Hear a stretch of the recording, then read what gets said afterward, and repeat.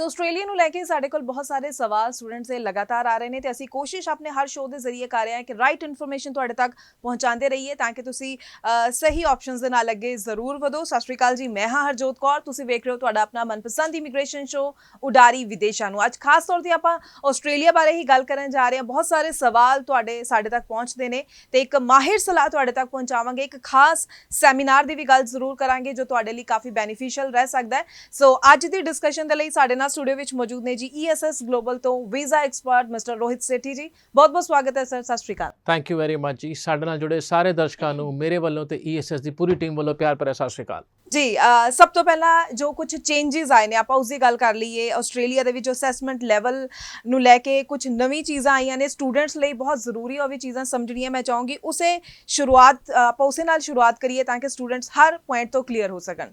ਦੇਖੋ, ਇਹ ਇੱਕ ਸਰਕਲ ਹੈ ਜਿਹਨੂੰ ਆਪਾਂ ਪਿਛਲੇ ਸ਼ੋਅ 'ਚ ਮੈਂ ਕਰਮਾ ਦਾ ਨਾਮ ਦਿੱਤਾ ਸੀਗਾ। ਜੋ ਅੱਜ ਐਕਸ਼ਨ ਲਵਾਂਗੇ ਉਹਦੇ ਕੌਨਸੀਕੁਐਂਸਿਸ ਆਉਣ ਵਾਲੇ ਟਾਈਮ 'ਚ ਆਉਣਗੇ ਹੀ ਆਉਣਗੇ। ਦੇਰ ਸਵੇਰ ਟਾਈਮ ਦੀ ਗੱਲ ਹੁੰਦੀ ਹੈ ਜਦੋਂ ਕੌਨਸੀਕੁਐਂਸਿਸ ਆਉਂਦੇ ਨੇ।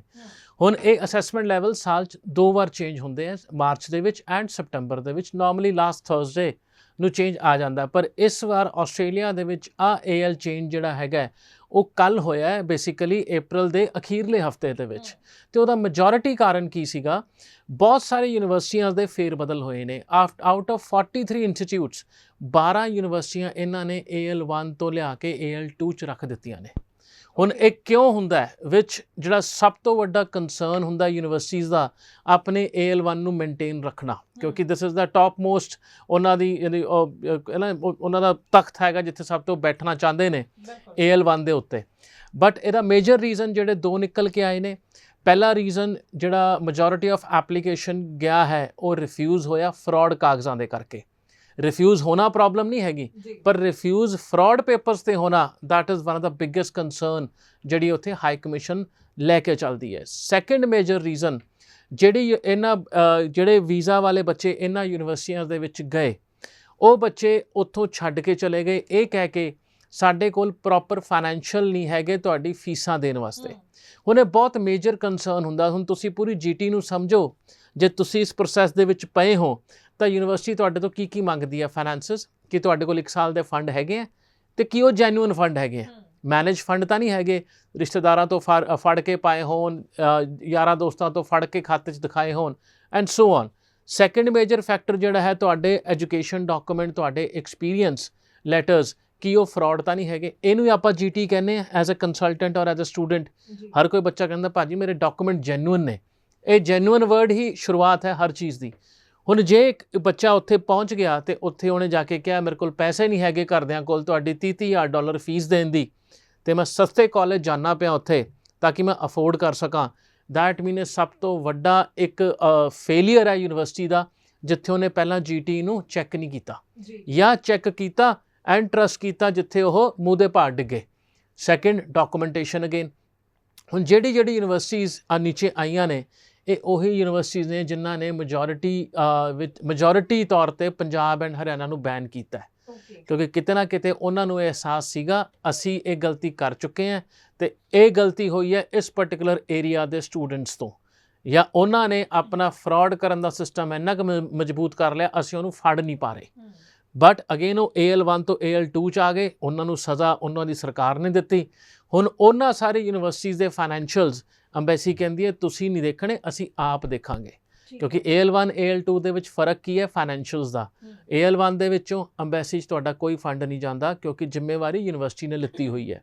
AL2 ਦੇ ਵਿੱਚ ਤੁਹਾਡੇ ਡਾਕੂਮੈਂਟੇਸ਼ਨ ਵੱਧ ਜਾਂਦਾ ਕਿਉਂਕਿ ਹਾਈ ਕਮਿਸ਼ਨ ਆਪ ਤੈਅ ਕਰਨਾ ਚਾਹੁੰਦੀ ਹੈ ਐਜ਼ ਅ ਫਾਈਨਲ ਵੀਜ਼ਾ ਦੇਣ ਵਾਲੀ ਅਥਾਰਟੀ ਵੀ ਕੀ ਤੁਸੀਂ ਜੈਨੂਅਨ ਹੈ ਕਿ ਨਹੀਂ ਜੈਨੂਅਨ ਆ। ਅਤੇ ਇਹਦਾ ਇੰਪੈਕਟ ਹਰੇਕ ਉਹ ਸਟੂਡੈਂਟ 'ਤੇ ਆਏਗਾ ਜਿਹੜਾ ਅੱਜ ਉਹ ਯੂਨੀਵਰਸਿਟੀ ਦੀ ਫਾਈਲ ਲੌਜ ਕਰਨ ਜਾ ਰਿਹਾ ਜਾਂ COE ਦੀ ਵੇਟ ਕਰਦਾ ਪਿਆ। ਅਤੇ ਅਗੇਨ ਇਹ ਉਹ ਚੀਜ਼ਾਂ ਨੇ ਜੋ ਅਸੀਂ ਅੱਖਾਂ ਮੀਚ ਕੇ ਡਿਲੇ ਤਾਂ ਕਰ ਸਕਦੇ ਹਾਂ ਬਟ ਉਹਨੂੰ ਇਗਨੋਰ ਨਹੀਂ ਕਰ ਸਕਦੇ।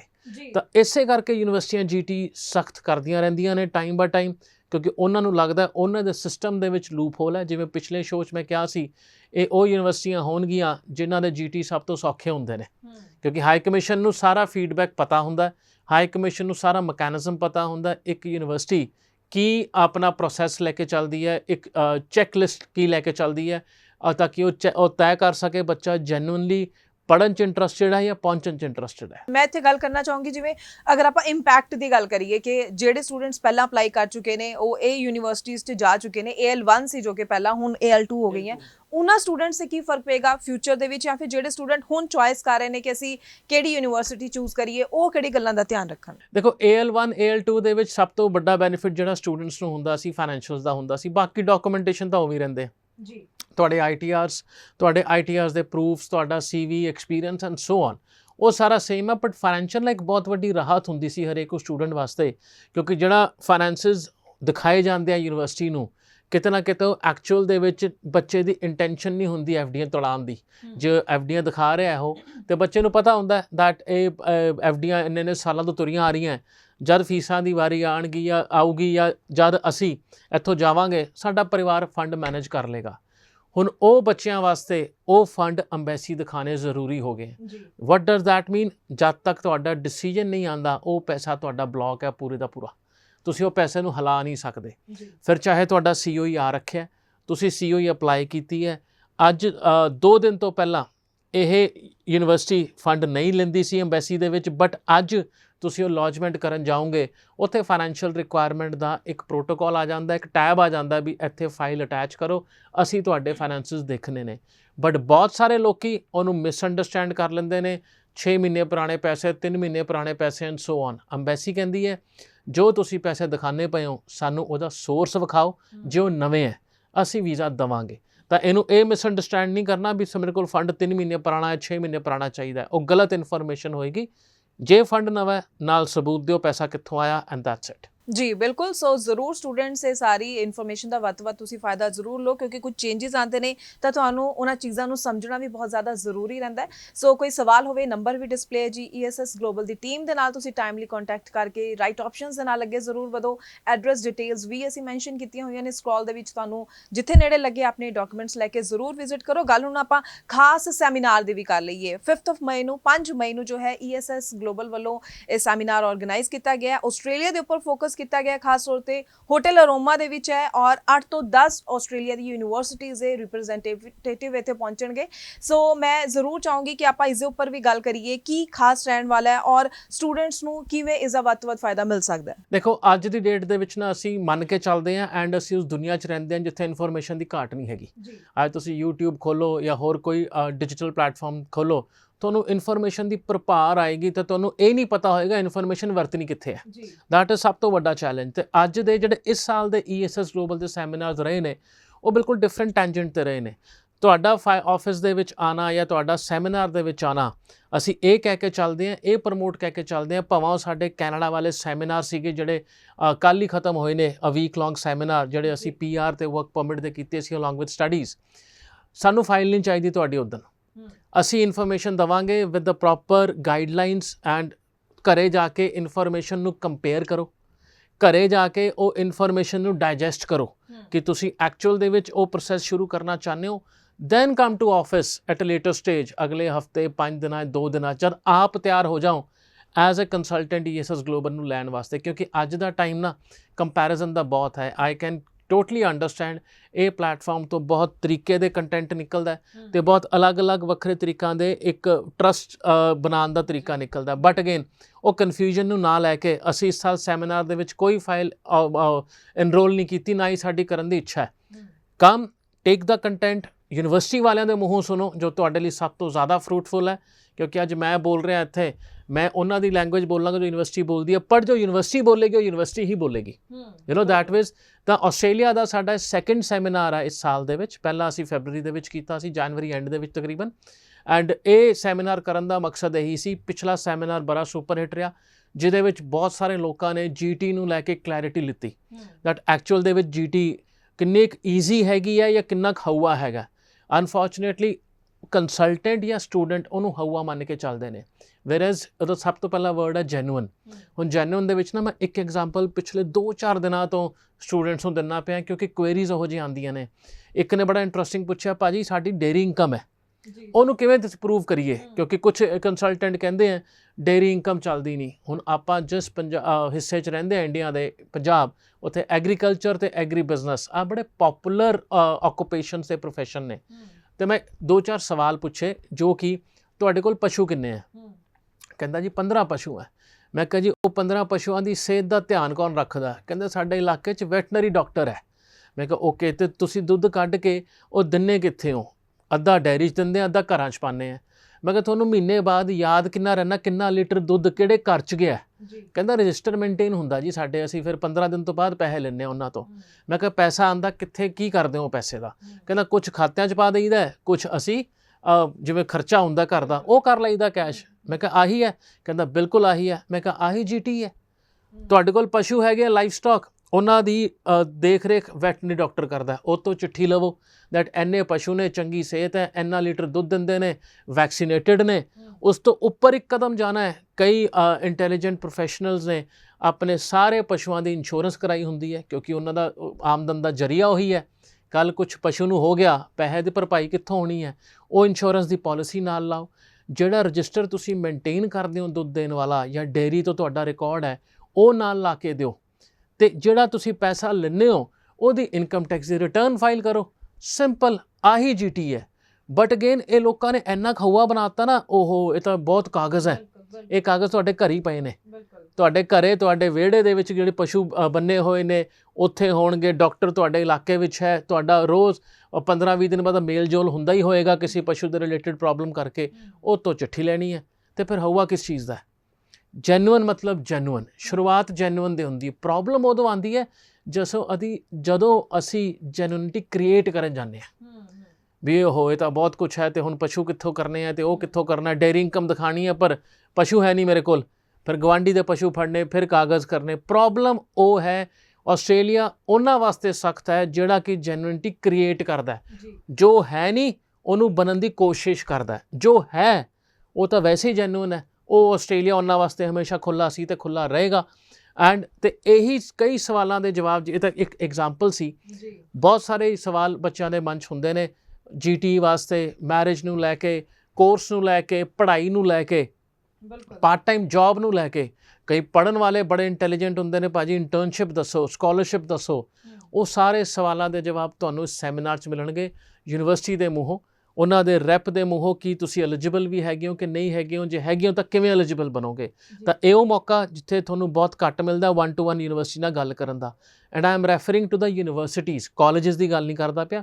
ਯੂਨੀਵਰਸਿਟੀਜ਼ ਆਉਣਗੀਆਂ ਅਲੱਗ-ਅਲੱਗ 4 ਸਟੇਟਾਂ ਤੋਂ ਆਸਟ੍ਰੇਲੀਆ ਦੀਆਂ। ਜੀ ਬਿਲਕੁਲ। ਸੋ ਬਹੁਤ ਹੀ ਵਧੀਆ ਐਗਜ਼ਾਮਪਲ ਦੇ ਕੇ ਤੁਸੀਂ GT ਦੇ ਪ੍ਰੋਸੈਸ ਨੂੰ ਸਮਝਾਇਆ, ਕਿਉਂਕਿ ਵਾਕਈ ਇੱਕ ਬੜਾ ਹੀ ਔਖਾ ਵਰਡ ਮੰਨਿਆ ਜਾਂਦਾ ਹੈ GT। ਇਹਨੂੰ ਕਲੀਅਰ ਕਰਨ ਨੂੰ ਲੈ ਕੇ, ਇਸਦੀ ਫਾਰਮੈਲਿਟੀਜ਼ ਨੂੰ ਲੈ ਕੇ ਬਹੁਤ ਮੁਸ਼ਕਿਲ ਸਮਝਦੇ ਨੇ ਸਾਰੇ ਸਟੂਡੈਂਟਸ, ਉਹਨਾਂ ਦੇ ਪੇਰੈਂਟਸ ਦੀ ਗੱਲ ਕਰ ਲਈਏ। ਪਰ ਸਰ ਨੇ ਬਹੁਤ ਹੀ ਵਧੀਆ ਐਗਜ਼ਾਮਪਲ ਦੇ ਕੇ ਸਭ ਨੂੰ ਸਮਝਾਇਆ। ਆਈ ਹੋਪ ਤੁਸੀਂ ਇਹ ਸਾਰੇ ਪ੍ਰੋਸੈਸ ਨੂੰ ਸਮਝ ਗਏ ਹੋ ਕਿ ਕਿੰਨਾ ਅਸੀਂ ਜੈਨੂਇਨ ਰੱਖ ਕੇ ਵਧੀਆ ਢੰਗ ਨਾਲ ਆਪਣੀ GT ਜੋ ਹੈ ਟਾਈਮਲੀ ਕਲੀਅਰ ਕਰਵਾ ਸਕਦੇ। ਸੋ ਬਹੁਤ ਸਾਰੀ ਦਿੱਕਤ ਫੇਸ ਕਰਨੀ ਪੈਂਦੀ ਹੈ ਜ਼ਿਆਦਾਤਰ ਜਿਹੜੀ ਪ੍ਰੋਫਾਈਲਸ ਹੁੰਦੀ ਹੈ ਜਿਨ੍ਹਾਂ ਦੇ ਘਰ ਦਾ ਆਪਣਾ ਬਿਜ਼ਨਸ ਹੁੰਦਾ ਹੈ। ਸੋ ਉਹਨਾਂ ਨੂੰ ਰਾਈਟ ਪ੍ਰੋਸੈਸ ਤੇ ਚੱਲਣ ਦੇ ਲਈ ਤੁਸੀਂ ਕੁਝ ਖਾਸ ਪੁਆਇੰਟਸ ਕੀ ਕਹਿਣਾ ਚਾਹੋਗੇ? ਕਿਉਂਕਿ ਜ਼ਿਆਦਾ ਉਲਝਣ ਉਹਨਾਂ ਸਟੂਡੈਂਟਸ ਨੂੰ ਹੀ ਵੇਖਣ ਨੂੰ ਮਿਲਦੀ ਹੈ ਜੋ ਆਪਣੇ ਘਰ ਦੇ ਬਿਜ਼ਨਸ 'ਚ ਇਨਵੋਲਵ ਹੁੰਦੇ ਨੇ। ਬਿਲਕੁਲ, ਕਿਉਂਕਿ ਇਹ ਜੇ ਆਪਾਂ ਨੂੰ ਜੇ ਐਗਜ਼ਾਮਪਲ ਦਈਏ, ਕਿਸੇ ਨੇ ਗ੍ਰੈਜੂਏਸ਼ਨ ਕੀਤੀ ਹੈ ਤੇ ਆਪਣੇ ਘਰ ਦੇ ਕਾਰੋਬਾਰ 'ਚ ਇੰਗੇਜ ਹੈ। ਮੰਨ ਲਓ ਦੁਕਾਨਦਾਰੀ ਹੈ, ਕੱਪੜਿਆਂ ਦੀ ਦੁਕਾਨ ਦੀ, ਮਤਲਬ ਕਿਤੇ ਵੀ ਪੰਜਾਬ ਦੇ ਕਿਸੇ ਵੀ ਸ਼ਹਿਰ ਦੇ ਵਿੱਚ। ਹੁਣ ਨੋਰਮਲ ਟੈਂਡੈਂਸੀ ਹੈ, ਜੇ ਮੈਂ ਗ੍ਰੈਜੂਏਟ ਕਰ ਲਈ, ਮੇਰੇ ਫਾਦਰ ਸਾਹਿਬ ਦਾ ਕਾਰੋਬਾਰ ਹੈ, ਮੈਂ ਉੱਥੇ ਜੁਆਇਨ ਕਰੂੰਗਾ।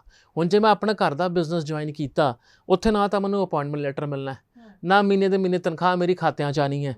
ਤੇ ਵਟ ਡਜ਼ ਦੈਟ ਮੀਨ ਕਿ ਮੈਂ ਕੰਮ ਨਹੀਂ ਕਰਦਾ ਪਿਆ। ਹੁਣ ਬੱਚਾ ਕਹਿੰਦਾ ਨਹੀਂ, ਮੈਂ ਨਾ ਆਪਣਾ ਪੂਰਾ ਛੱਡ ਕੇ ਕਿਤੇ ਨੌਕਰੀ ਦਿਖਾਵਾਂ, ਕਿਉਂਕਿ ਕਾਗਜ਼ ਜੈਨੂਇਨਿਟੀ ਕ੍ਰੀਏਟ ਕਰਨ ਚਲੇ ਗਏ ਨਾ।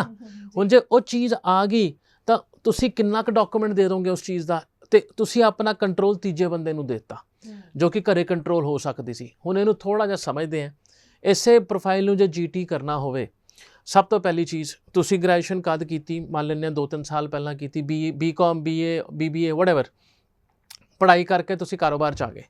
ਤੁਹਾਡੇ ਫਾਦਰ ਸਾਹਿਬ ਰਿਟਰਨ ਹਰ ਸਾਲ ਭਰਦੇ ਪਏ ਹੈ, ਚਾਹੇ ਉਹ ਕਾਰੋਬਾਰ ਦੀ ਹੈ, ਚਾਹੇ ਉਹ ਬਿਜ਼ਨਸ ਹੈ, ਸੈਲਰੀ ਦਿਖਾ ਕੇ ਉਹ ਤੁਹਾਡਾ ਹਰ ਸਾਲ ਰਿਟਰਨ ਫਾਈਲ ਹੁੰਦੀ, ਪਰ ਤੁਹਾਨੂੰ ਪੈਸੇ ਮਿਲਦੇ ਕੈਸ਼, ਜਾਂ ਤੁਹਾਨੂੰ ਪਾਕਟ ਮਨੀ ਮਿਲਣੀ ਹੈਗੀ ਹੈ ਆਪਣੇ ਫਾਦਰ ਸਾਹਿਬ ਤੋਂ। ਹੁਣ ਜਦ ਇਹ ਦੁਕਾਨਦਾਰੀ ਦੇ ਵਿੱਚ ਇਹ ਬੱਚਾ ਜੇ MBA ਕਰਨ ਜਾਂਦਾ ਹੈ, MBA 'ਚ ਕੀ ਸਬਜੈਕਟ ਹੋਣਗੇ? ਮੰਨ ਲਓ ਕਸਟਮਰ ਬਿਹੇਵੀਅਰ ਅੰਡਰਸਟੈਂਡ ਕਰਨਾ। ਤੁਹਾਡਾ ਗਾਹਕ ਤੁਹਾਡੀ ਦੁਕਾਨ 'ਤੇ ਆ ਰਿਹਾ ਹੈ, ਤੁਹਾਨੂੰ 4-5 ਮਿੰਟ ਗਾਹਕ ਨਾਲ ਗੱਲ ਕਰਕੇ ਪਤਾ ਲੱਗ ਜਾਂਦਾ ਹੈ ਇਹ ਕੀ ਚੀਜ਼ ਭਾਲਦਾ ਪਿਆ, ਕਿ ਇਹ ਮੇਰੇ ਕੋਲ ਹੈਗੀ ਹੈ, ਜੇ ਨਹੀਂ ਹੈਗੀ ਤਾਂ ਮੈਂ ਇਹਨੂੰ ਕਲੋਜ਼ੈਸਟ ਕਿਹੜੀ ਚੀਜ਼ ਦੇਣੀ ਹੈ ਜਾਂ ਚਿਪਕਾਣੀ ਹੈ। ਠੀਕ ਹੈ, ਤੁਸੀਂ ਕਸਟਮਰ ਨੂੰ ਅੰਡਰਸਟੈਂਡ ਕਰਨਾ ਸ਼ੁਰੂ ਕਰ ਦਿੰਦੇ ਹੋ। ਉਸ ਤੋਂ ਬਾਅਦ ਜੇ ਤੁਹਾਡਾ ਕੋਈ ਰੈਪੀਟੇਟਿਵ ਕਸਟਮਰ ਹੈ, ਹਰ ਮਹੀਨੇ ਤੁਹਾਡੇ ਤੋਂ ਕੁਛ ਨਾ ਕੁਛ ਲੈ ਕੇ ਜਾਂਦਾ ਹੈ, ਹਰ 3 ਮਹੀਨੇ ਬਾਅਦ ਤੁਹਾਡੀ ਉਹਨਾਂ ਜਾਣਕਾਰੀ ਹੋ ਜਾਂਦੀ, ਹੋਰ ਭਾਜੀ ਕੀ ਹਾਲ ਹੈ, ਬੜੀ ਦੇਰ ਬਾਅਦ ਆਏ, ਕੀ ਦਿਖਾਵਾਂ, ਸ਼ਰਟ ਇਹ ਉਹ ਸਾਰਾ, ਉਹ ਤੁਹਾਡਾ ਰੈਪੀਟੇਟਿਵ ਕਸਟਮਰ ਹੈ। ਦੁਕਾਨ ਤੋਂ ਬਾਹਰ ਜਾਂਦੇ ਹੋ, ਸੱਜੇ ਖੱਬੇ ਮਾਰਕੀਟ 'ਚ ਦੇਖੋਗੇ ਤੁਹਾਡੇ ਕੰਪੀਟੀਸ਼ਨ ਕੀ ਕਰਦਾ ਪਿਆ ਮਾਰਕੀਟਿੰਗ ਵਾਸਤੇ। ਉਹਨੇ ਬੈਨਰ ਲਾਤੇ ਬਾਹਰ, ਉਹਨੇ ਇਸ਼ਤਿਹਾਰ ਵੰਡਣੇ ਸ਼ੁਰੂ ਕਰਤੇ, ਜਾਂ ਉਹਨੇ ਮੈਨੀਕੁਇਨ ਚੇਂਜ ਕਰਤੇ ਦੁਕਾਨ ਦੇ ਬਾਹਰ, ਸੋਹਣੇ ਸੋਹਣੇ ਮੈਨੀਕੁਇਨ ਲਿਆਇਆ। ਇਹ ਤੁਹਾਡੀ ਮਾਰਕੀਟ ਰਿਸਰਚ ਹੈ।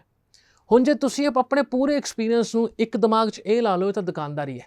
ਕੀ ਦੇਵਾਂਗਾ ਲੈਟਰ ਪੈਡ ਤੇ ਲਿਖ ਕੇ ਵੀ ਮੈਂ ਫਲਾਨੀ ਡੇਟ ਤੋਂ ਫਲਾਨੀ ਡੇਟ ਕੰਮ ਕੀਤਾ, 3 ਲਾਈਨਾਂ 'ਚ ਲੈਟਰ ਪੈਡ ਤੇ ਖਤਮ। ਪਰ ਦੂਜੇ ਪਾਸੇ ਜੋ ਮੈਂ ਤੁਹਾਨੂੰ ਚੀਜ਼ਾਂ ਦੱਸੀਆਂ, ਦੈਟ ਤੁਸੀਂ ਕੀ ਸਿੱਖਿਆ ਉਸ ਦੁਕਾਨਦਾਰੀ ਦੇ ਵਿੱਚ, ਹੋ ਸਕਦਾ ਨੈਗੋਸੀਏਸ਼ਨ ਸਕਿੱਲ ਵੀ ਸਿੱਖੇ ਹੋਣ। ਗਾਹਕ ਕਹਿੰਦਾ ਨਹੀਂ ਭਾਜੀ ਇੰਨੇ ਪੈਸੇ ਨਹੀਂ ਦੇਣੇ, ਤੁਸੀਂ ਕਹਿੰਦੇ ਕੋਈ ਨਹੀਂ ਭਾਜੀ ਇੰਨੇ 'ਚ ਕਰ ਲੈਂਦੇ ਆ, ਕਿਉਂਕਿ ਤੁਹਾਡੇ ਕੈਲਕੂਲੇਸ਼ਨ ਦਿਮਾਗ ਦੇ ਵਿੱਚ ਹੈ, ਫਾਇਦਾ ਹੋ ਰਿਹਾ ਨੁਕਸਾਨ ਹੋ ਰਿਹਾ। ਉਹ ਸਾਰੀ ਚੀਜ਼ਾਂ ਨੂੰ ਉਸ ਲੈਟਰ ਪੈਡ ਤੇ ਲਿਖੋ, SOP ਦੇ ਵਿੱਚ ਲਿਖੋ, ਆਪਣੇ ਇੰਟਰਵਿਊ ਦੇ ਵਿੱਚ ਦੱਸੋ। ਸਭ ਤੋਂ ਜ਼ਿਆਦਾ GT ਇਹੋ ਜਿਹਾ ਬੱਚਾ ਹੁੰਦਾ ਹੈ ਜਿਹੜਾ ਆਪਣੇ ਡਾਕੂਮੈਂਟੇਸ਼ਨ ਨੂੰ ਆਪਣੇ ਕੰਟਰੋਲ 'ਚ ਰੱਖਦਾ ਤੇ ਐਕਚੁਅਲ 'ਚ ਉਹ ਕੰਮ ਕਰਦਾ ਤੇ ਉਹਨੂੰ ਪ੍ਰੈਜ਼ੈਂਟ ਹੀ ਨਹੀਂ ਹੈਗਾ ਉਹ ਇਹ ਕੰਮ ਕਰਦਾ। ਉਹ ਸਭ ਚੀਜ਼ਾਂ ਛੱਡ ਕੇ ਕਿਸੇ ਇੱਕ ਸਲਾਹ ਤੇ ਭਾਜੀ ਇਹ ਨਹੀਂ ਹੋਣਾ, ਕਿਤੇ ਕੰਮ ਦਿਖਾ ਦਿਓ, ਮੈਂ ਤੁਹਾਨੂੰ ਆਫਿਸ ਵੀ ਦੱਸ ਦਿੰਦਾ, ਉੱਥੋਂ ਜਾਲੀ ਕਾਗਜ਼ ਬਣਾ ਲਓ ਜਾਂ ਕਾਗਜ਼ ਬਣਾ ਲਓ, ਤਨਖਾਹ ਦੇਖ ਲਾਂਗੇ ਕੀ ਕਰਨਾ। ਉਹ ਪੈਸੇ ਦੇ ਕੇ ਉਹ ਚੀਜ਼ ਲੈਂਦਾ ਜੋ ਉਹਦੇ ਆਲਰੇਡੀ ਘਰੇ ਫ੍ਰੀ 'ਚ ਪਈ ਹੈ। ਹੁਣ GT ਆਹ ਵਾਲਾ ਹੋਇਆ ਜਾਂ ਉਹ ਵਾਲਾ ਹੋਇਆ, ਆਪ ਤੁਸੀਂ ਮਤਲਬ ਸਮਝ ਸਕਦੇ ਹੋ। ਤੇ ਅੰਬੈਸੀ ਨੂੰ ਇਹ ਚੀਜ਼ਾਂ ਪਤਾ ਹੈ। ਅੰਬੈਸੀ ਨੂੰ ਪਤਾ ਲੱਖ ਰੁਪਏ ਤਨਖਾਹ ਦੇ ਉੱਤੇ ਫਾਦਰ ਸਾਹਿਬ ਦੀ ਰਿਟਰਨ ਕਾਰੋਬਾਰ ਦੀ 5-7 ਲੱਖ ਦੀ ਹੈ, ਤੁਸੀਂ ਲੱਖ ਰੁਪਏ ਦੀ ਕਿਉਂ ਨੌਕਰੀ ਕਰਦੇ ਪਿਓ ਬਾਹਰ। ਕੁਝ ਬੇਸਿਕ ਚੀਜ਼ਾਂ ਜੋਗ੍ਰਾਫੀ ਦੇ ਹਿਸਾਬ ਨਾਲ ਅੰਬੈਸੀ ਅੰਡਰਸਟੈਂਡ ਕਰਦੀ ਹੈ, ਵੀਜ਼ਾ ਆਫਿਸਰ ਅੰਡਰਸਟੈਂਡ ਕਰਦੇ ਆ। ਤਾਂ ਆਪਣੀ ਸੱਚਾਈ ਨੂੰ ਹੀ ਲੈ ਕੇ ਚੱਲੋ। ਤੁਹਾਨੂੰ ਸਿਰਫ ਸੱਚਾਈ ਪੇਸ਼ ਕਰਨ ਲਈ ਕੰਸਲਟੈਂਟ ਚਾਹੀਦਾ, ਉਹਦੀ ਇੰਟੈਲੀਜੈਂਸ ਤੁਹਾਨੂੰ ਆਪਣੀ ਸੱਚਾਈ ਦੱਸਣ ਵਾਸਤੇ ਚਾਹੀਦੀ ਹੈ ਅੰਬੈਸੀ ਨੂੰ, ਤਾਂ ਕਿ ਅੰਬੈਸੀ ਤੁਹਾਡੀ ਸੱਚਾਈ ਨਾਲ ਰੂਬਰੂ ਹੋ ਕੇ ਉਹਨੂੰ ਐਕਸੈਪਟ ਕਰੇ the way it is, and that is GT। ਬਿਲਕੁਲ। ਸੋ ਤੁਹਾਡੀ ਆਪਣੀ ਪ੍ਰੋਫਾਈਲ ਨੂੰ ਲੈ ਕੇ ਤੁਸੀਂ ਹੋਰ ਅੱਛੀ ਤਰ੍ਹਾਂ ਨਾਲ ਅਗਰ ਆਪਸ਼ਨਸ ਬਾਰੇ ਜਾਣਨਾ ਚਾਹੁੰਦੇ ਹੋ ਆਸਟ੍ਰੇਲੀਆ ਦਾ, ਤਾਂ ਜ਼ਰੂਰ ਤੁਸੀਂ 5 ਮਈ ਨੂੰ ਜਿਹੜਾ ਆਸਟ੍ਰੇਲੀਆ ਦਾ ਸੈਮੀਨਾਰ ਆਰਗੇਨਾਈਜ਼ ਕੀਤਾ ਗਿਆ ਹੈ ESS ਗਲੋਬਲ ਦੇ ਵੱਲੋਂ, ਇਸ ਦਾ ਹਿੱਸਾ ਜ਼ਰੂਰ ਬਣੋ। ਹੋਟਲ ਅਰੋਮਾ ਦੇ ਵਿੱਚ ਹੈ, ਸਵੇਰੇ 11 ਵਜੇ ਤੋਂ ਲੈ ਕੇ ਸ਼ਾਮ 4 ਵਜੇ ਤੱਕ ਇਹ ਸੈਮੀਨਾਰ ਰਹੇਗਾ ਤੇ ਆਸਟ੍ਰੇਲੀਆ ਦੀਆਂ 8 ਤੋਂ 10 ਯੂਨੀਵਰਸਿਟੀਜ਼ ਦੇ ਨੁਮਾਇੰਦੇ ਇੱਥੇ ਪਹੁੰਚਣਗੇ। ਸੋ ਤੁਸੀਂ ਡਿਟੇਲ ਦੇ ਵਿੱਚ ਜਾਣ ਸਕੋਗੇ ਕਿਹੜੀ ਬੈਸਟ ਆਪਸ਼ਨਸ ਨੇ ਜਾਂ ਸਕਾਲਰਸ਼ਿਪਸ ਤੁਹਾਨੂੰ ਮਿਲ ਸਕਦੀਆਂ ਨੇ, ਕਿੰਨਾ ਫਾਇਦਾ ਮਿਲ ਸਕਦਾ ਹੈ, ਕਿਹੜੀ ਯੂਨੀਵਰਸਿਟੀ ਜਾਂ ਕਾਲਜ ਵਿੱਚ ਤੁਹਾਨੂੰ ਜ਼ਰੂਰ ਜਾਣਾ ਚਾਹੀਦਾ। ਸੋ ਅੱਗੋਂ ਆਪਾਂ ਚਲੋ ਕਾਫੀ GT ਨੂੰ ਲੈ ਕੇ ਕਲੀਅਰੈਂਸ ਦਿੱਤੀ ਹੈ, ਕਾਫੀ ਕਲੀਅਰ ਕੀਤਾ ਉਹਨਾਂ ਨੂੰ। ਤੇ ਮੈਂ ਇੱਥੇ ਜ਼ਰੂਰ ਚਾਹੂੰਗੀ ਕਿ ਹੁਣ ਆਪਾਂ ਨੈਕਸਟ ਜਿਹੜਾ ਇਨਟੇਕ ਹੈ, ਨਵੰਬਰ ਇਨਟੇਕ ਦੀ ਗੱਲ ਜ਼ਰੂਰ ਕਰੀਏ। ਫਰੈਸ਼ ਪ੍ਰੋਫਾਈਲਸ ਨੇ ਸਟੂਡੈਂਟਸ ਦੇ, ਹੁਣ ਰਿਜ਼ਲਟ ਆਣੇ ਹੈ, ਕਿਹੜੇ ਸਹੀ ਢੰਗ ਨਾਲ ਉਹ ਪਲਾਨ ਕਰਨ ਤਾਂ ਕਿ ਬੜਾ ਸਮੂਥਲੀ ਉਹ ਆਪਣਾ ਵੀਜ਼ਾ ਹਾਸਲ ਕਰ ਸਕਣ। ਜਿਹੜੇ +2 ਵਾਲੇ ਸਟੂਡੈਂਟ ਹੈ ਜੀ, ਸਭ ਤੋਂ ਪਹਿਲਾਂ ਤਾਂ ਆਪਣੇ ਮਾਰਕਸ਼ੀਟ ਦੇ ਉੱਤੇ 4 ਅਕੈਡਮਿਕ ਸਬਜੈਕਟ ਨੂੰ ਦੇਖਣ। ਫॉर ਐਗਜ਼ਾਮਪਲ ਨਾਨ ਮੈਡੀਕਲ ਦੇ ਵਿੱਚ physics, chemistry, mathematics and English. Physical education ਨੂੰ ਛੱਡੋ, ਪੰਜਾਬੀ ਨੂੰ ਛੱਡੋ, ਹਿੰਦੀ ਨੂੰ ਛੱਡੋ, ਕੰਪਿਊਟਰ ਸਾਇੰਸ, ਐਨਵਾਇਰਨਮੈਂਟਲ ਸਭ ਛੱਡ ਦਿਓ। 4 ਸਬਜੈਕਟਾਂ ਦੇਖੋ। ਜੇ ਤੁਸੀਂ CBSE ਤੋਂ ਪਾਸ ਆਊਟ ਹੋ, ਤੁਹਾਡੇ 4 ਸਬਜੈਕਟਾਂ ਦਾ ਟੋਟਲ ਐਵਰੇਜ 60% ਬਣਦਾ ਪਿਆ, ਔਰ ਸਟੇਟ ਬੋਰਡ ਤੋਂ ਹੈਗੇ ਹੋ ਕਿ ਤੁਹਾਡਾ ਸਬਜੈਕਟਾਂ ਦਾ ਟੋਟਲ 65% ਬਣਦਾ ਪਿਆ। ਜੇ ਇਹ ਫਿਗਰ ਆਂਦੀ ਹੈ ਫਿਰ ਹੀ ਤੁਸੀਂ ਆਸਟ੍ਰੇਲੀਆ ਵਾਸਤੇ ਅਪਲਾਈ ਕਰ ਸਕਦੇ ਹੋ। ਜੇ CBSE ਦੇ ਵਿੱਚ 4 ਸਬਜੈਕਟਾਂ ਦੇ ਵਿੱਚ 55% ਨੰਬਰ ਨੇ, ਨਹੀਂ ਕਰ ਸਕਦੇ। ਸਟੇਟ ਬੋਰਡ ਤੋਂ ਤੁਹਾਡੇ 58, 59, 60% ਨੰਬਰ ਨੇ, ਨਹੀਂ ਕਰ ਸਕਦੇ 4 ਸਬਜੈਕਟਾਂ ਦੇ ਵਿੱਚ ਅਕੈਡਮਿਕ ਸਬਜੈਕਟ। ਹੁਣ ਚੈਲੰਜ ਆਉਂਦਾ ਹਿਊਮੈਨਿਟੀਜ਼ ਵਾਲਿਆਂ ਵਾਸਤੇ, ਜੋ ਸਭ ਤੋਂ ਵੱਡਾ ਗਰੁੱਪ ਹੈ ਆਪਣੇ ਇੰਡੀਆ ਦੇ ਵਿੱਚ ਜਿਹੜਾ ਹਿਊਮੈਨਿਟੀਜ਼ ਕਰਦਾ ਹੈ।